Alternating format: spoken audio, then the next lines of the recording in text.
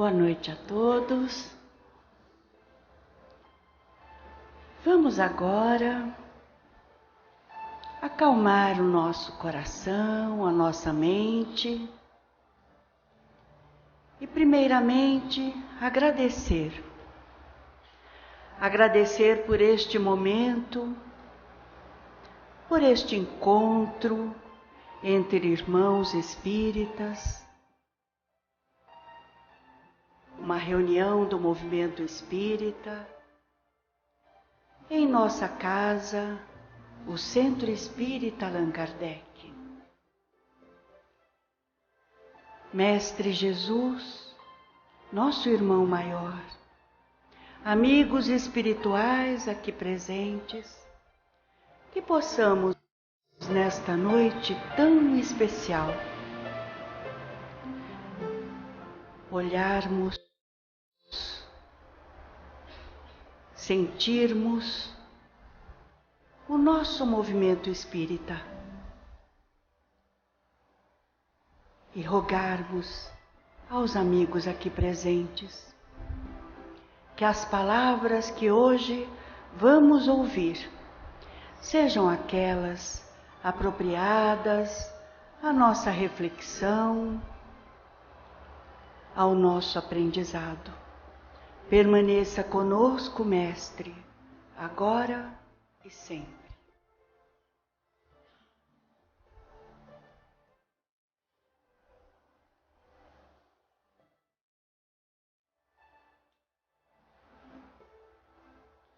Amigos, Haroldo Dutra Dias já está aqui entre nós.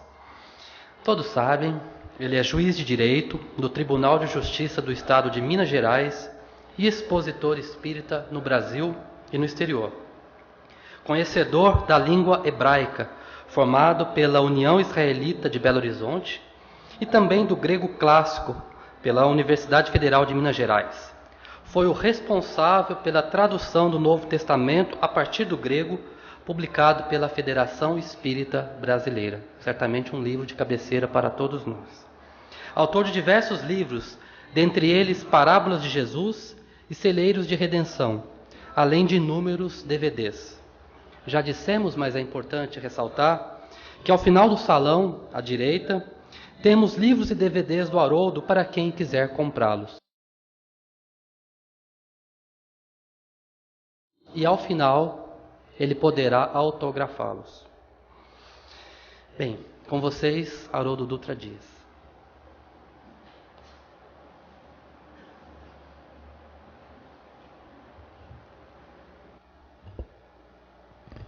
Caros amigos,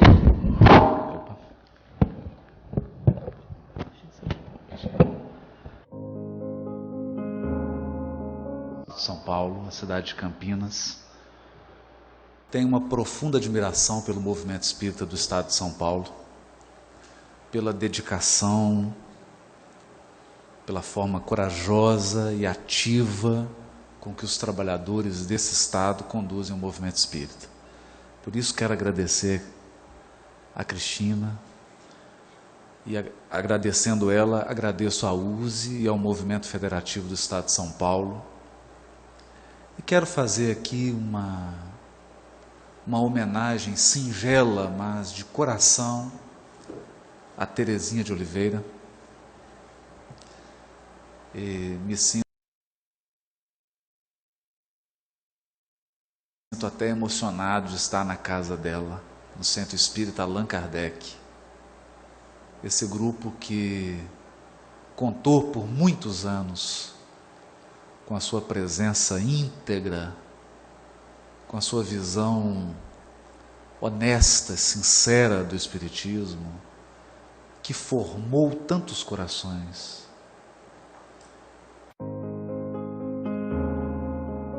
Aqui em Campinas, e dividir com ela uma exposição em Pedro Leopoldo.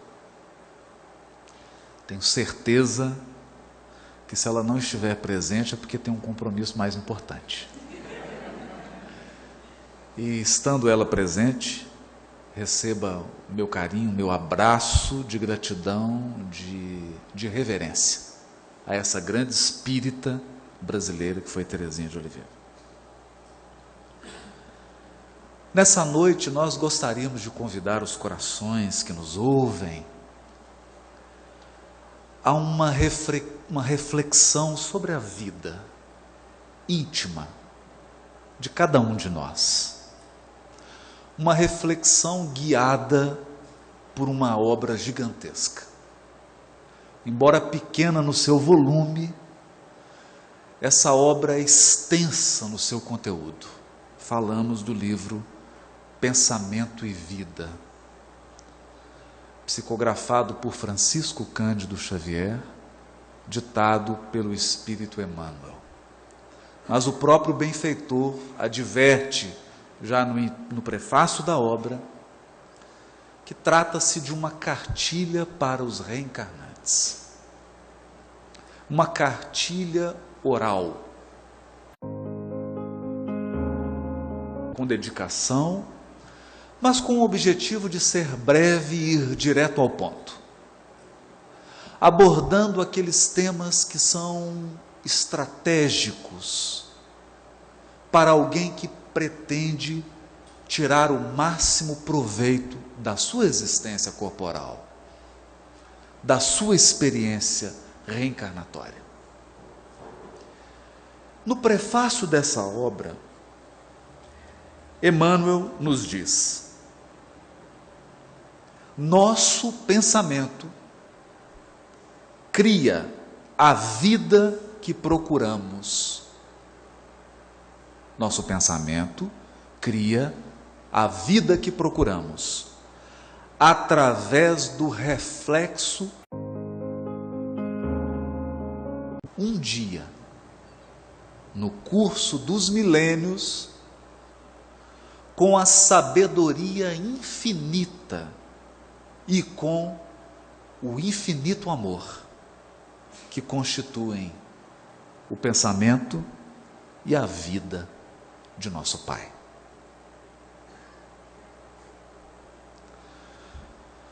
Frase que já dá o tom da conversa. Já deixa claro para todos nós que aquela imagem que tínhamos do Criador, de um grande senhor feudal, ou de um rei medieval, que aponta o dedo e julga as criaturas, ou que estabelece uma linha, uma lista de itens proibidos e de itens permitidos, essa figura não atende mais os anseios do ser humano moderno. As criaturas do mundo de hoje anseiam por uma evolução do pensamento religioso, por uma nova concepção de Deus e das suas leis. Os corações anseiam por um novo tipo de relacionamento com a divindade. É para esses corações que buscam algo diferente que foi escrita essa cartilha. Ela não estabelece uma lista moralista, ela diz que o nosso pensamento cria a vida que vivemos. Mas a primeira advertência a ser feita é sobre a palavra pensamento na obra de Emmanuel. Muitos de nós acreditam que o pensamento é apenas uma elaboração do intelecto, um fruto da inteligência. Portanto, todas as questões relacionadas ao nosso sentimento, ao nosso estado emocional, às nossas relações afetivas estariam de fora. Mas não é assim. Já no capítulo 1 da obra, Emmanuel deixa bem claro que para os espíritos, pensamento é algo palpável.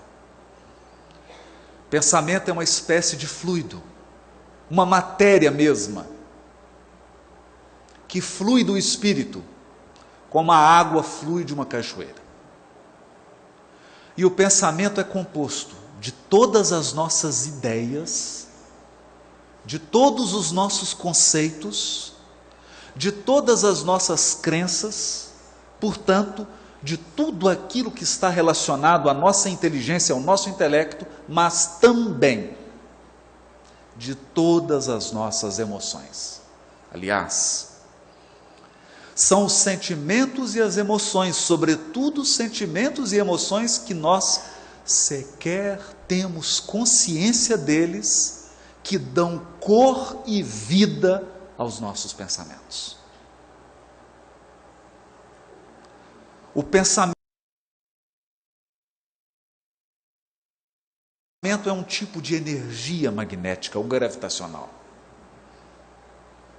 que repele e atrai tudo que está em sintonia com ele. E o que dá o tom do pensamento é o conteúdo emocional dele, não só intelectual. Por essa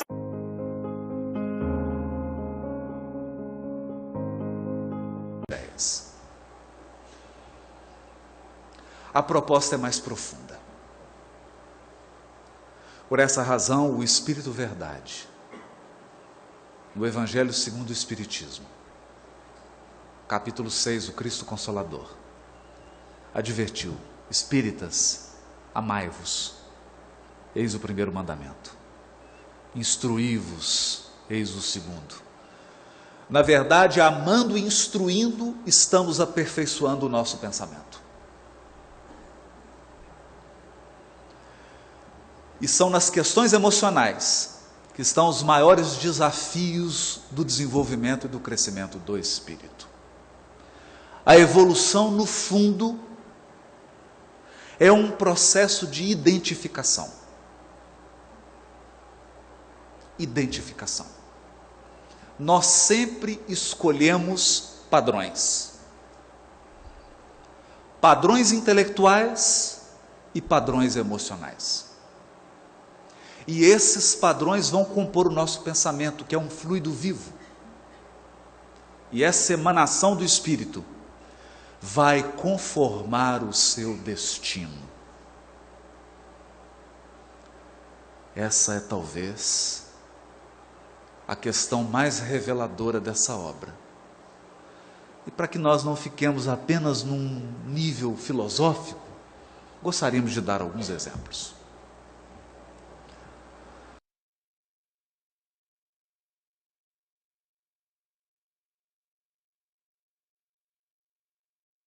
A doutrina espírita teve o grande mérito de alargar os nossos horizontes, ampliar a nossa visão. Porque é muito ruim uma visão estreita. Quanto mais estreita a nossa visão, mais frágil é o nosso caminhar. Mais frágil é a nossa decisão. A nossa vida passa a conter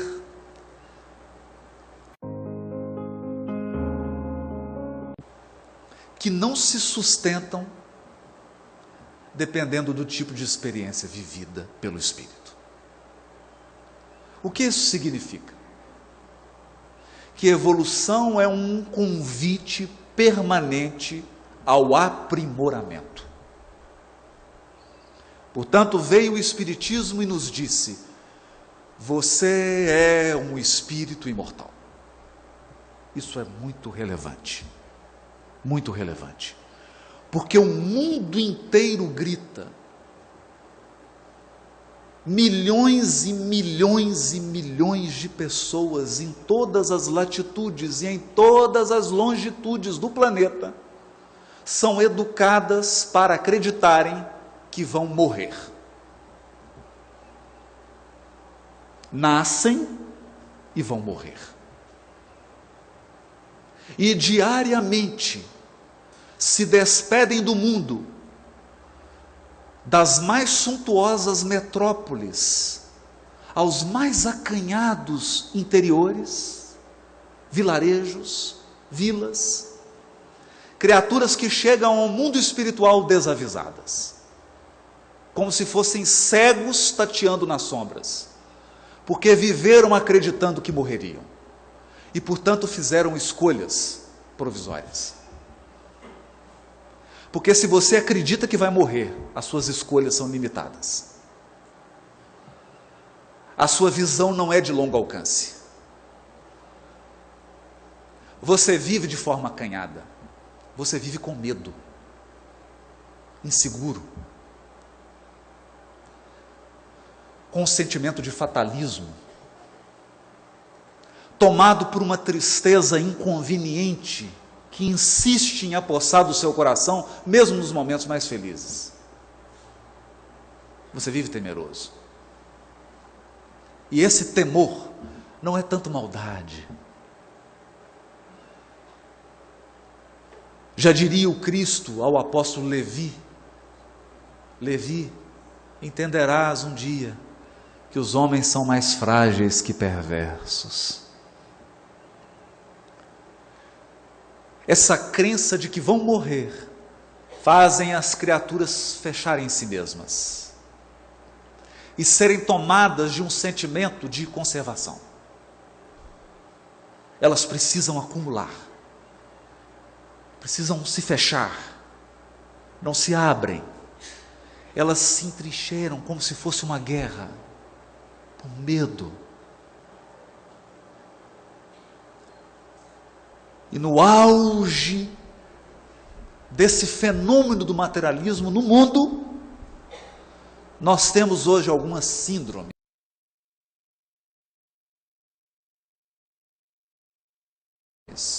E uma delas, o medo do envelhecimento. Nunca na história da humanidade se temeu tanto o envelhecimento.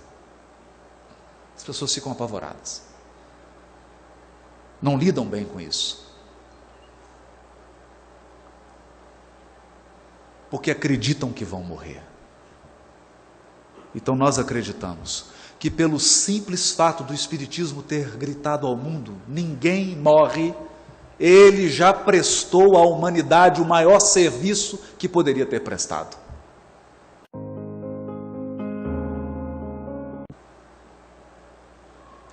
Seu corpo morre. Bom, eu fui autorizado pela direção da casa e pela USE a dizer isso: todos aqui vão morrer, inclusive eu. Mas a morte é uma passagem para uma vida mais ampla e mais exigente. Mais exigente. Vamos chegar nesse ponto. Outra questão que o Espiritismo contribuiu para a evolução do pensamento religioso do mundo foi dizer às criaturas: você não teve e não tem apenas uma vida. Então, não perca tempo, mas também não seja precipitado.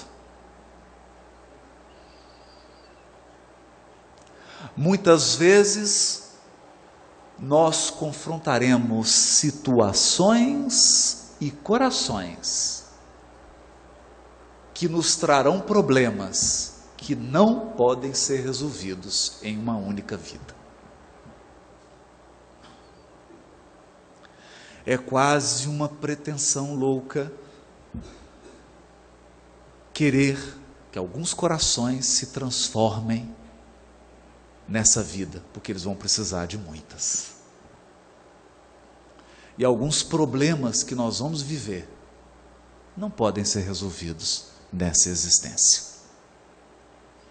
Então é preciso conjugar resignação e iniciativa. Porque se você tiver só iniciativa, você vai sofrer muito. Porque só iniciativa você vai acreditar que pode mudar tudo, e não pode. Não agora. Mas se você tiver só resignação, você não sai da cama. É preciso equilibrar.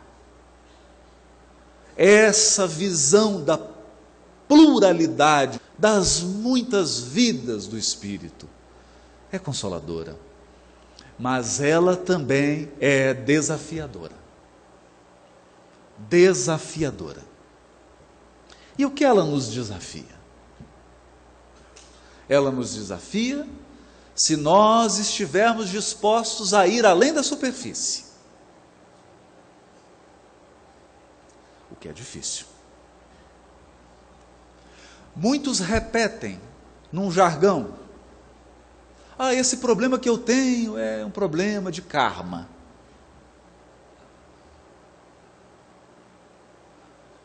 Na verdade, isso que eu vivi é uma expiação. Ou isso é uma provação. Surge então aqueles que decidiram fazer a viagem da autotransformação. A seguinte pergunta: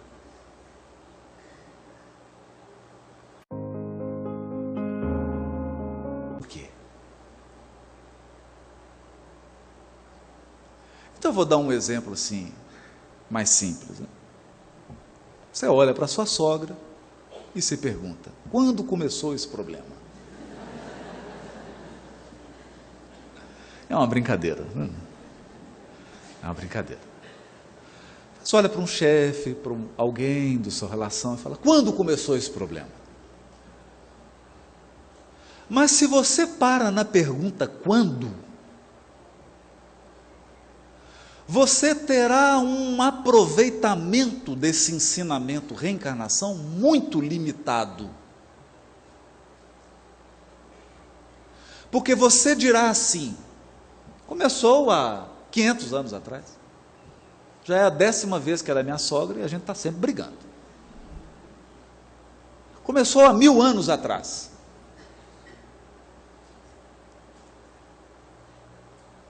E se contentará com uma resposta que é numérica. E talvez você faça uma lista. Ele tem 2000 anos, esse aqui tem 500, esse aqui tem 200, esse aqui tem 50 anos, esse aqui tem 2 minutos. Mas é preciso fazer a pergunta fundamental: por que eu vivi e por que eu vivo esse problema? Por quê? Por quê? Se você teve a coragem de fazer essa pergunta, ouvirá então essa frase luminosa do benfeitor Emmanuel: o nosso pensamento cria a vida que procuramos. O que nós estamos dizendo? Nós estamos dizendo que dentro de você tem uma multidão de pessoas. Em quantos lugares você já viveu? Quantas existências você já teve? Quantas línguas você já falou?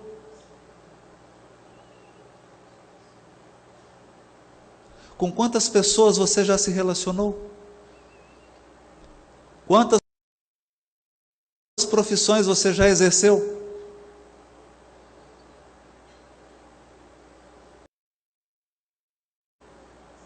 A pergunta difícil de ser respondida é: quem é você?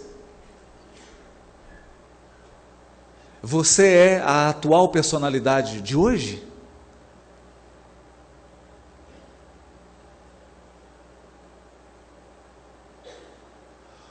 Ou a atual personalidade de hoje é uma etapa da sua jornada? Então, quando Jesus, ele pergunta: quem é você?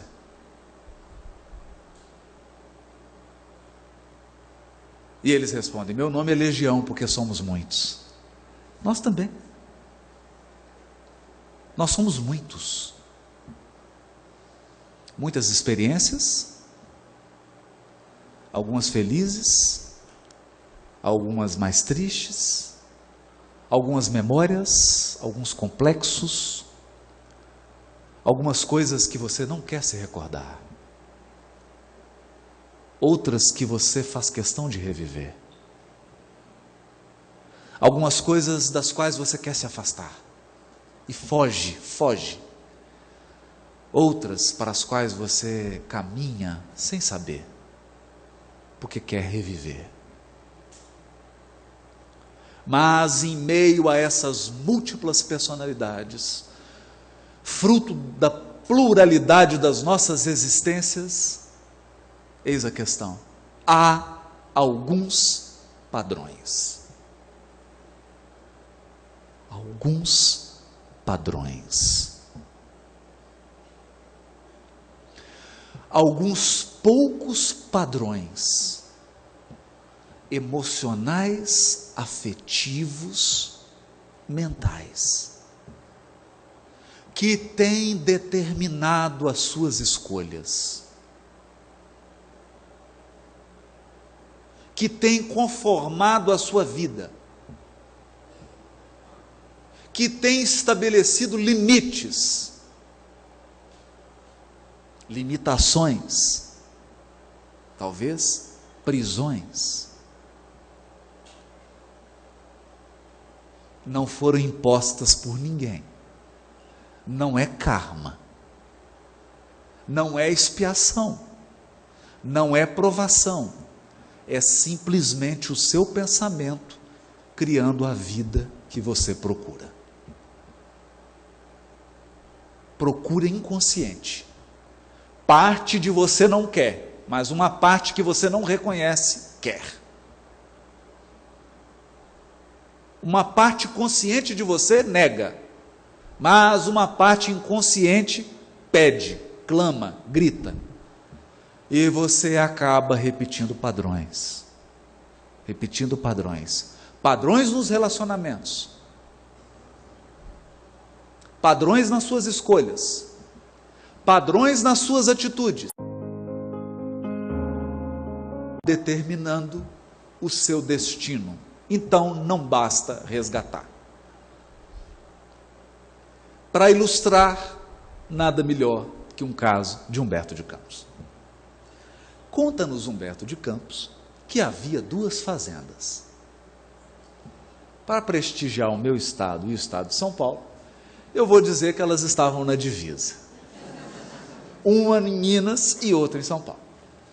E elas eram cortadas por um rio. Nasce a criança na família dos fazendeiros de Minas. Então, logo o menino atinge seus 18 anos, chega na beira do rio, olha para a cerca e diz assim: essa cerca está errada, uai.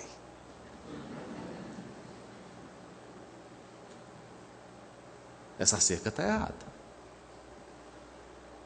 A nossa propriedade não para aqui.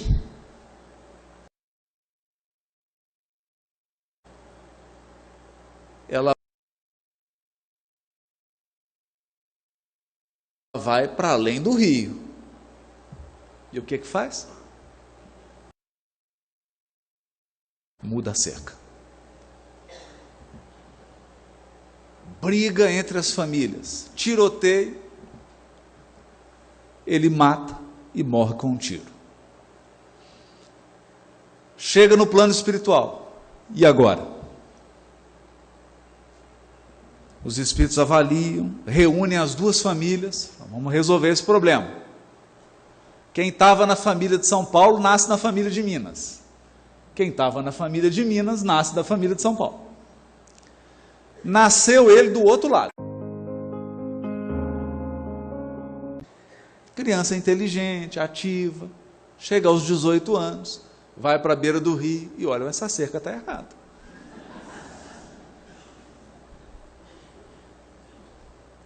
Essa cerca tem que ser empurrada para o outro lado do rio. Invadir a nossa propriedade. E os antigos falam, não mexe nisso, já deu briga, já deu morte.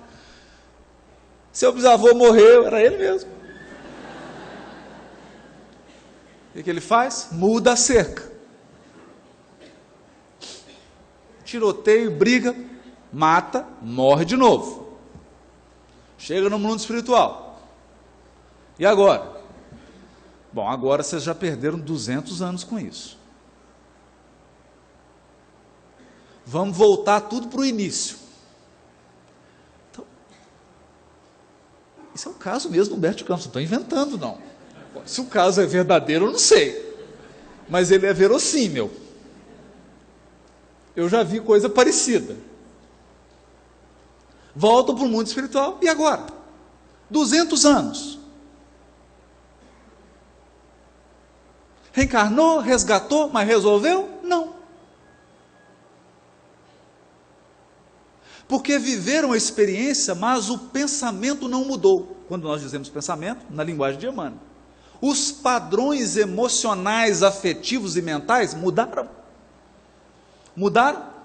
Então, e agora como é que vai ser? Não, agora você vai nascer de novo na família mineira. Todo mundo que é de São Paulo nasce na família paulista. Vamos começar. E aí o anjo guardião falou assim: você vai me prometer uma coisa. Eu não quero ver.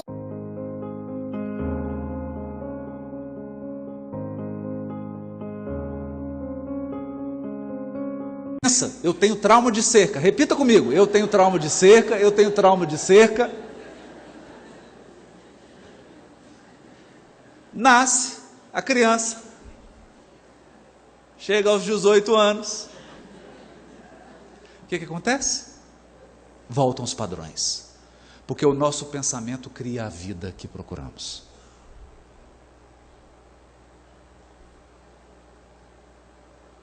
O menino vai visitar a cerca. Fala, essa cerca está errada. Nesse dia ele dorme, tem uma reunião no plano espiritual, inclusive com o anjo guardião, com o espírito protetor. E aí eles contam para ele: olha, isso não é brincadeira.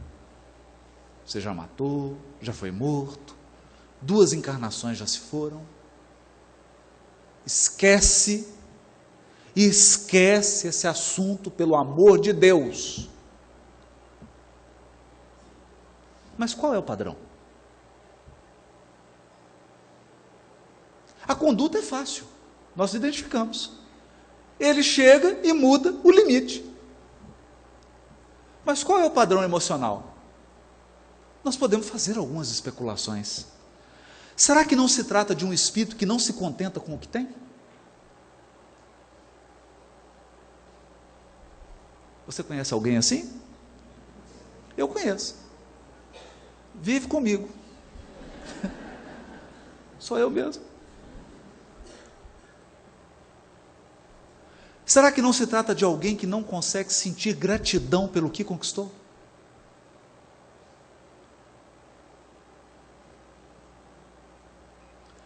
Porque a questão é que se você tem dificuldade de ser feliz com o que você já tem, não adianta muito aumentar. Você vai continuar infeliz. Não seria um padrão? Nós podemos pensar num outro, padrão da transgressão. O indivíduo gosta da adrenalina de transgredir. Não, eu gosto de empurrar mesmo, fazer a coisa errada. Só para ter emoção. Pô, mas você vai desencarnar? Não, mas é bom, né? Desencarna, encarna, resgata. Essa adrenalina eu gosto. É um padrão. É um padrão emocional. Que vai levando o espírito a repetir experiências ao longo dos séculos.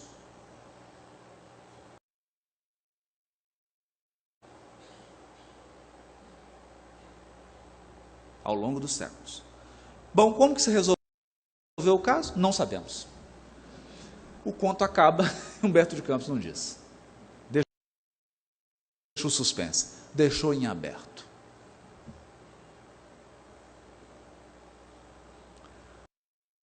Qual então o convite da evolução espiritual? O convite da evolução espiritual é identificarmos o nosso pensamento com o pensamento de Deus, que é de infinita sabedoria.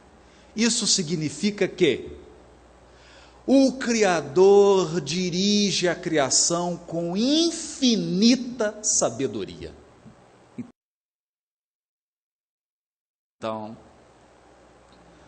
não tem amador.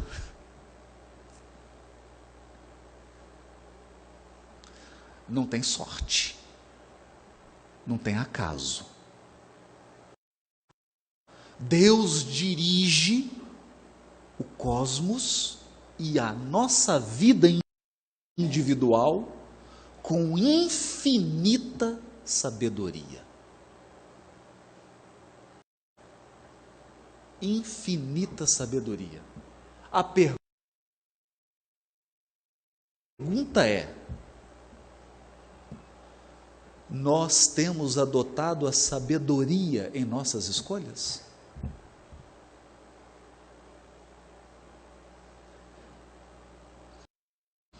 Porque o que Emmanuel vai destacar nessa cartilha é que a vida espiritual, na sua amplitude,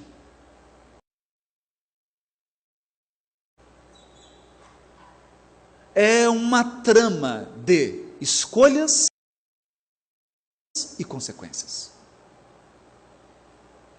Apenas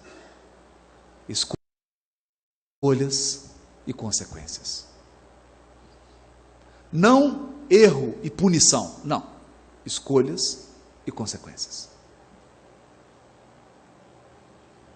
Toda escolha tem consequências.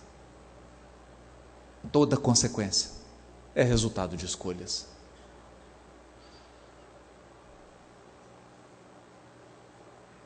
Algumas consequências são fruto de escolhas anteriores, mas são escolhas. São escolhas. E quando o nosso pensamento se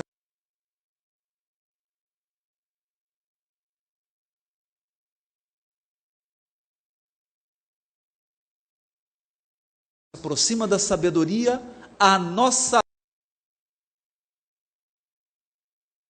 vida reflete amor. Esse é o ponto.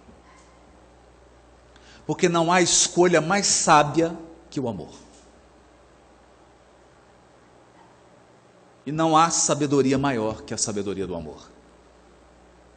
Por essa razão, o pensamento do Criador é de infinita sabedoria e a sua vida é um infinito amor.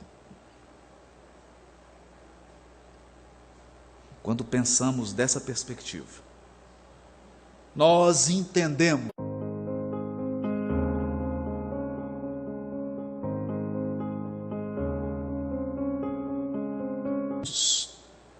de nós mesmos. Nós plasmamos a vida. Evidentemente, não se trata de um processo imediatista. Talvez hoje você esteja vivendo consequências de escolhas feitas há 1500 anos atrás. Talvez hoje você esteja enfrentando situações que foram criadas há 2000 anos atrás, há 500 anos atrás.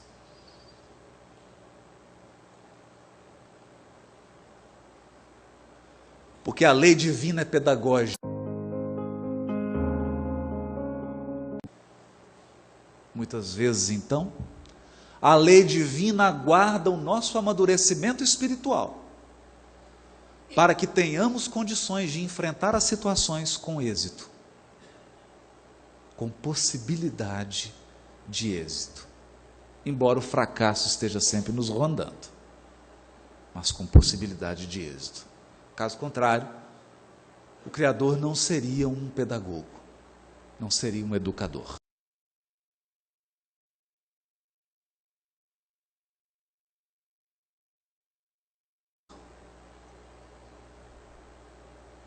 Não teria o infinito amor, e Ele tem. A mente é o espelho da vida. nós nos refletimos mutuamente uns nos outros.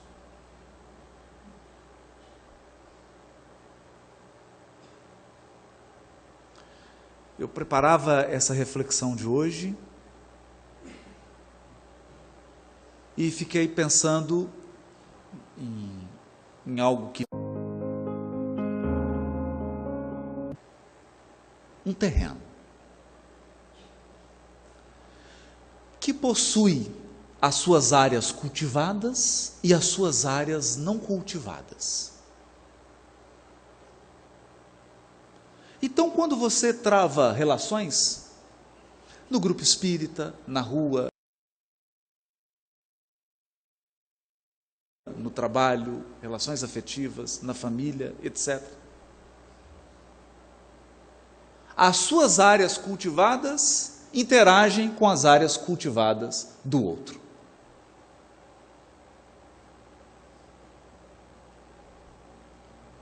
E daí podem surgir afinidades profundas ou aversões. Podem surgir.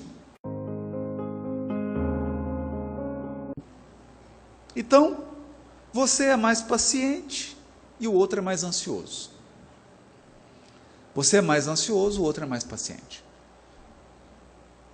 Como a vida tende para o equilíbrio, se você é muito paciente, você vai ter muitos ansiosos ao seu lado. Se você é muito ansioso, você vai ter muitos pacientes ao seu lado. Porque ambos precisam aprender o equilíbrio. Se você é muito ativo, estará cercado de pessoas mais passivas. Se você é muito passivo, estará cercado de pessoas ativas. Deus é pedagogo. E geralmente ele faz isso na família, para não ter jeito de fugir da lição. Mas há um aspecto menos evidente. Todo coração possui áreas não cultivadas.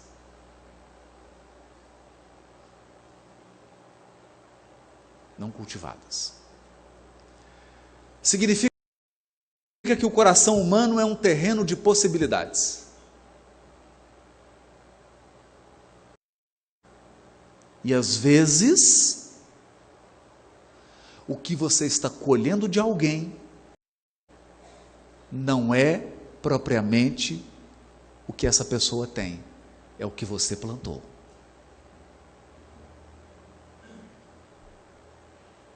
É o que você plantou. Então nós temos indivíduos que são extremamente grosseiros e agressivos. Ele vai encontrar alguns corações que são grosseiros e agressivos como ele. E aí geralmente ele vai dizer: nossa, fulano é tão agressivo.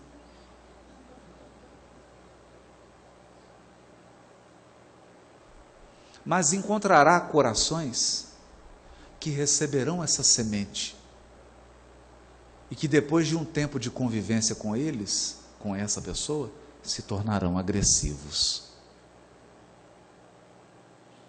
Porque você plantou. Esse é o seu cultivo. Isso é o que você está semeando e está colhendo. Não é propriamente da pessoa.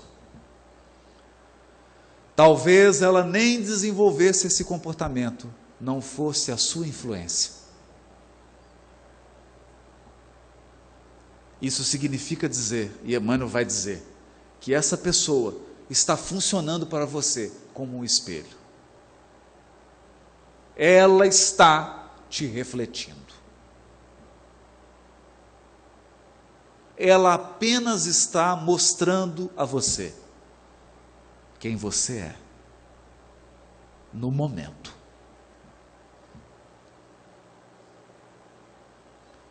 As criaturas refletem-se reciprocamente.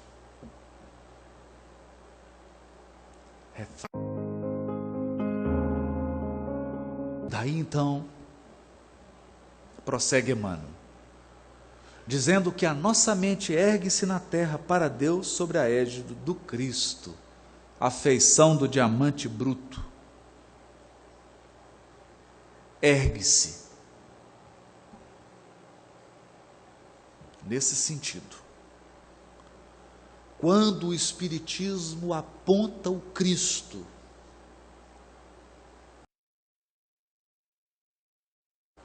como um modelo,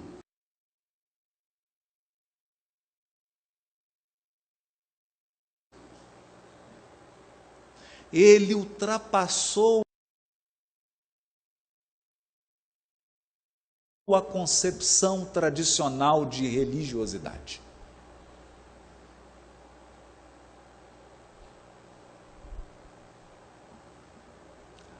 Não se trata de criticar, mas de apontar as limitações. Durante muitos séculos, nós olhamos para o Cristo crucificado e o adoramos. E o reverenciamos. E nos entregamos a rituais para honrar a sua memória, para reavivar a memória dele.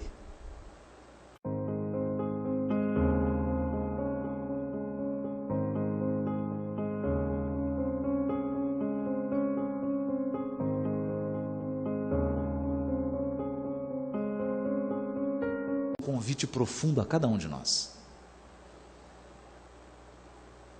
Ela não propõe que nós percamos o respeito, a reverência, a gratidão, a memória, o amor, o carinho pela figura do Cristo.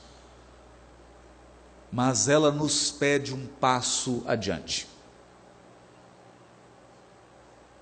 Ela nos pede um sentido de conformação, de reconstruir-se, de aproximar o nosso pensamento, as nossas ideias e os nossos sentimentos ao padrão do Cristo, para que a nossa vida passe a refletir padrões da vida do Cristo.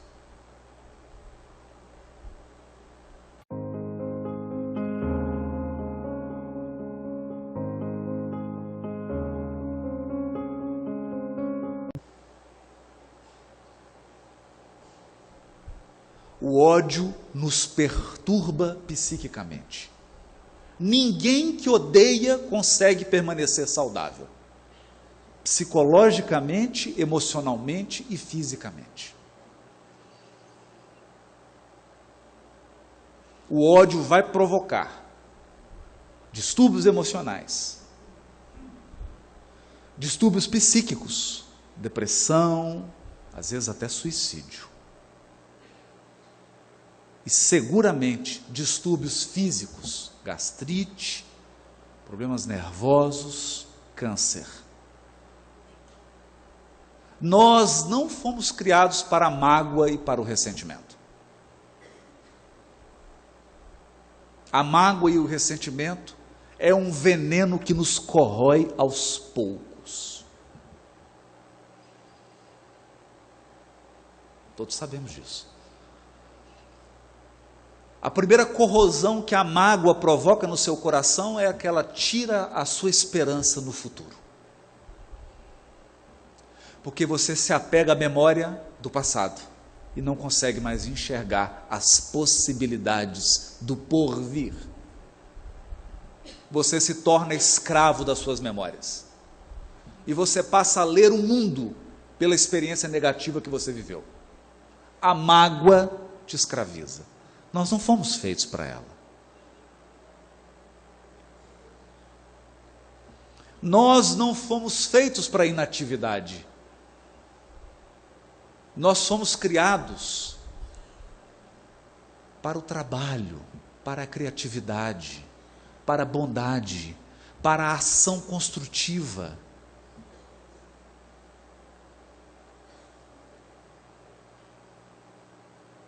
Esses são os padrões do Evangelho do Cristo.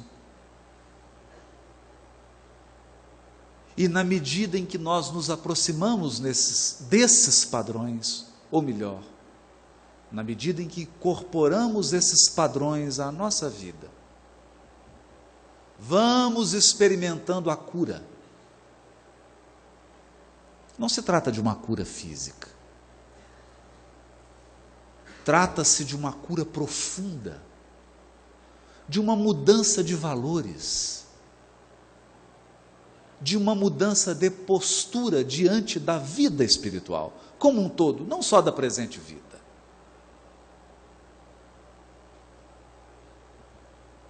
É disso que fala o Espiritismo quando toca no nome de Jesus. É por essa razão que nós nos recordamos aqui, saudosamente, das apostilas de Teresinha de Oliveira, estudando ali as passagens do Evangelho, recolhendo lições daqueles fatos aparentemente insignificantes.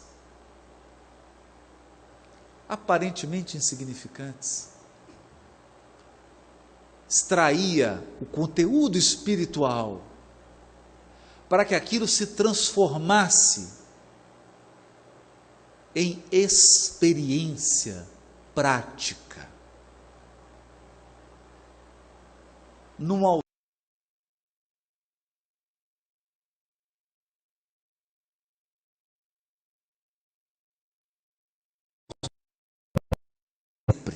sempre, há um único tribunal, que é o da consciência. A questão é que a vida espiritual possui uma peculiaridade.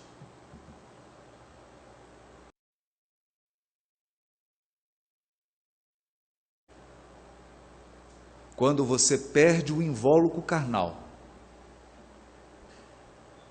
é difícil se esconder.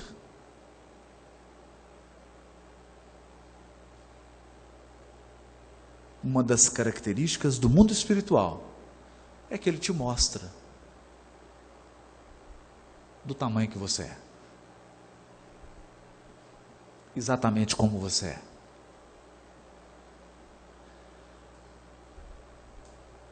Ele mostra com mais precisão os seus padrões.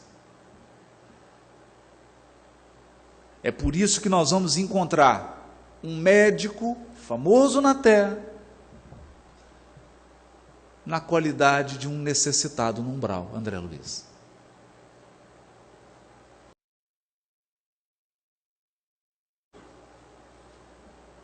Viveu nos elementos exteriores, mas não se percebeu, não se olhou, não cuidou de si, não se avaliou.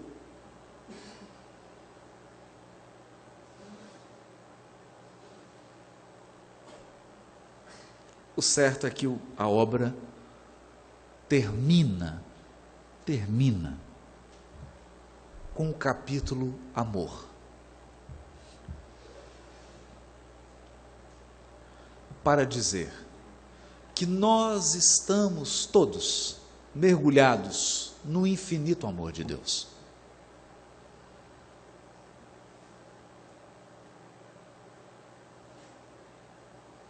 E para o amor infinito de Deus, não há uma condenação a você.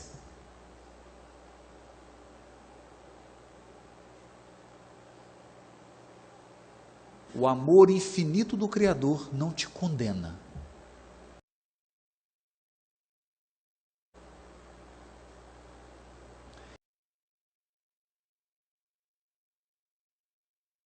Ele te enxerga. É diferente.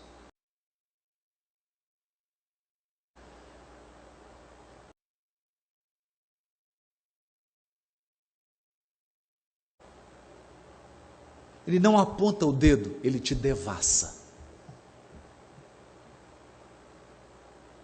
te descortina, te tira os véus e te auxilia a ver. A ver. É por isso que umas passagens mais lindas do Evangelho é daquele cego, que com muito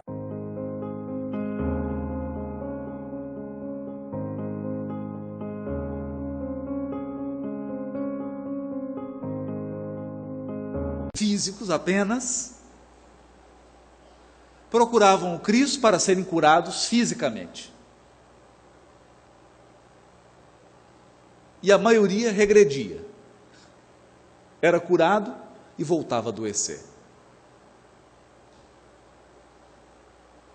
Mas esse chega diante do Cristo e bastava Jesus, na sua sabedoria, no seu olhar, capaz de sondar os corações. O que Jesus poderia fazer? Não precisava ele dizer nada. Bastava Jesus curá-lo.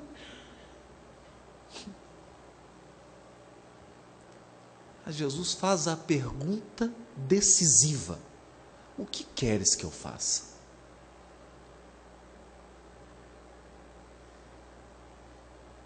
O que você procura? O que você procura?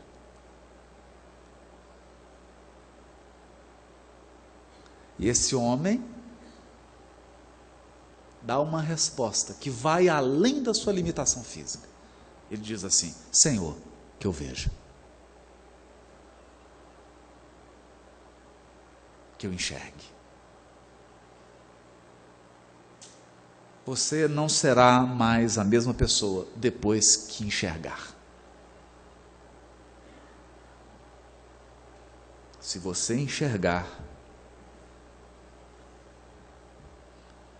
se você perceber, se você visualizar quais são os seus padrões, quais são as linhas que estão definindo o seu destino espiritual, quais são os elementos que estão embasando as suas decisões e escolhas mais profundas, se você enxergar, você não será mais o mesmo.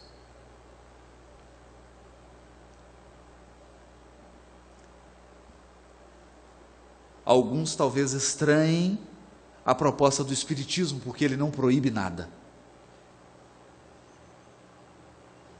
mas espera tudo. Espera tudo de nós.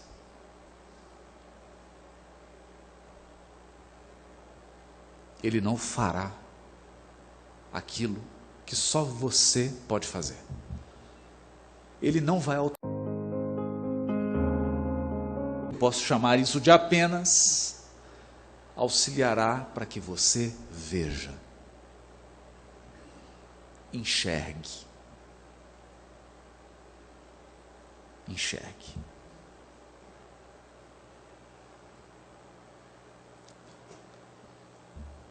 Se você vir, se você olhar, fará o que fez Bartimeu, seguirá. Seguirá. Não é fácil seguir. Não é fácil. Há alguns elementos difíceis em seguir o Cristo. E ele disse para Simão: crê em mim, te levarei aonde não queiras ir.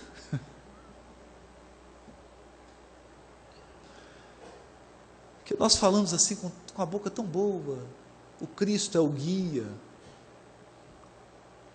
mas não é turístico. Vai nos levar por caminhos que a gente não quer ir. Porque são caminhos.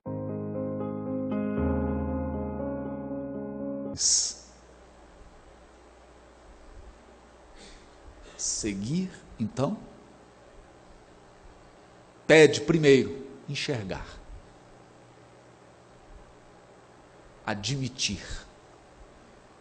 convencer-se,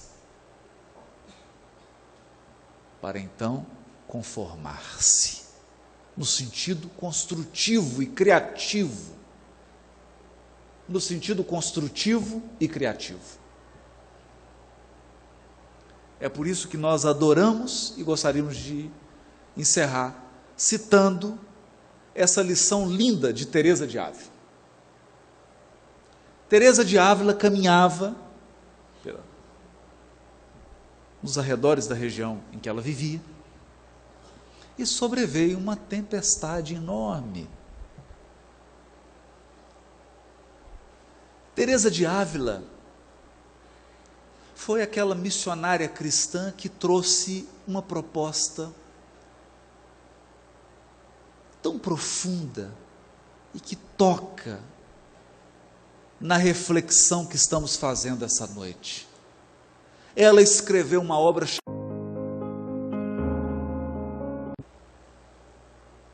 e ela dizia que a nossa intimidade é um grande castelo. Naqueles cômodos mais extremos estão os bichos peçonhentos. A poeira, a sujeira, o mau cheiro, o medo. É o nosso ego, como diz a benfeitora Joana de Ângeles. O ego. Com seus medos, com seu egoísmo, com seu orgulho, com seus padrões superficiais. Mas quando você vai se aproximando, há no centro um cômodo luminoso, onde Deus fala com você. Fala como? Não com palavras. Fala despertando em você sentimentos.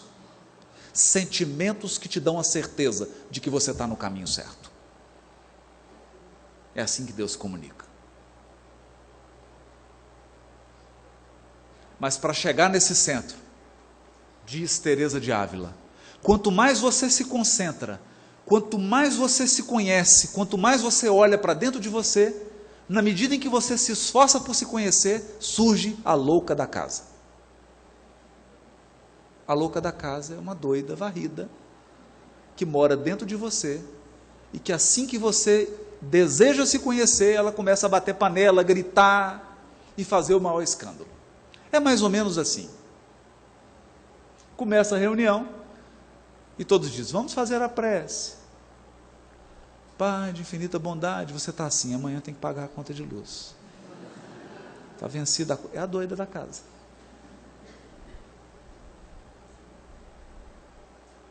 Não deixa você fazer a viagem interior. Essa mística da Espanha, que fez essa profunda viagem para dentro dela mesma, não construiu quase nada fora, mas fez uma profunda caminhada para dentro, caminhava dessa vez fora. Nas margens de um rio, veio uma grande tempestade.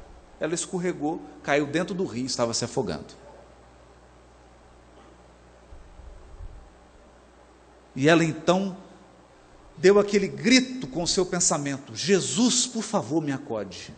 E ela então sentiu que mãos tocavam nas dela e a tiravam da água. Uma mão forte pegou a dela e tirou ela para fora do rio. Quando ela recobrou, que ela olhou, era o Cristo. Jesus. Ele olhou para ela e disse assim, está vendo, Teresa, como eu trato os meus amigos? E ela disse, sim, é por isso que o senhor tem tão poucos.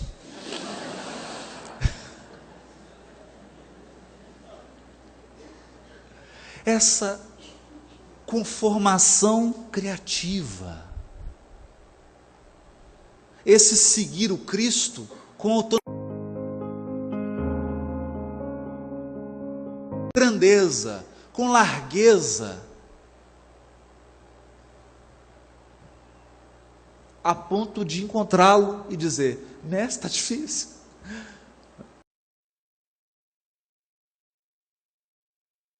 Dá para fazer uma rota mais leve? Só pegando uma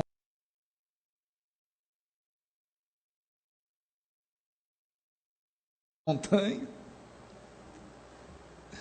Mas um sentimento de entrega, de transformação.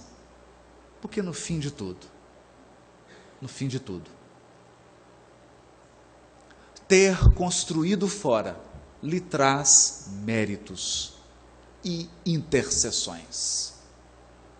Porque todo o bem que fazemos será nosso advogado em algum lugar. O menor gesto de bondade irá nos mas não basta. O que garantirá a nossa estabilidade e a nossa real felicidade é aquilo que foi construído na nossa intimidade.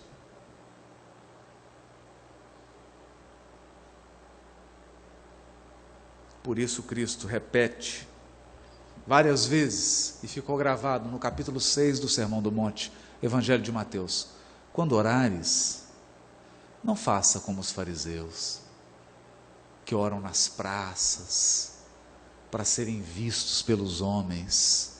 Entra no teu aposento secreto e ora a Deus em segredo.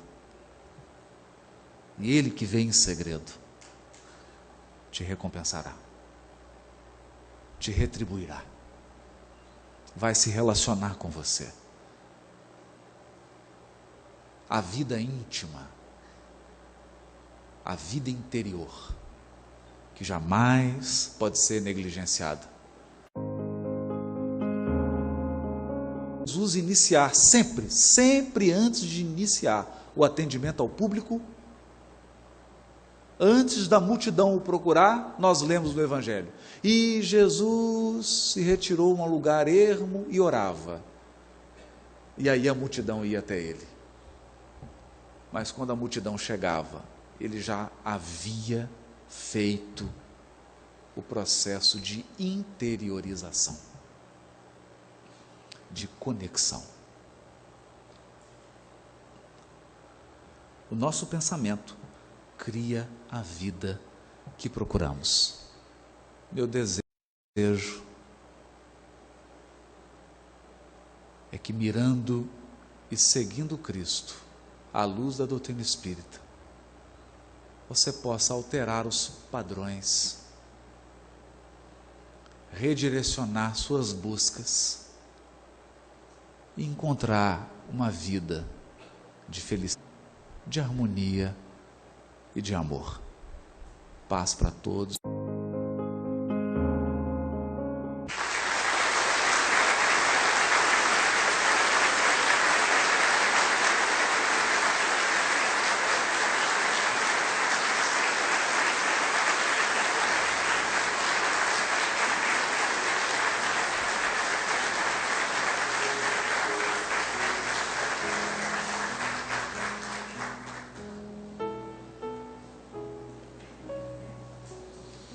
Estamos todos muito felizes com a presença, com a palestra essa noite, Haroldo. O Movimento Espírita de Campinas e região, através da USE, agradece imensamente a sua visita e que ela seja a primeira de muitas outras, se Deus quiser. Só relembrando que quem quiser adquirir o livro, algum DVD de Haroldo Dutra Dias, existe uma banca ali e ele vai autografar.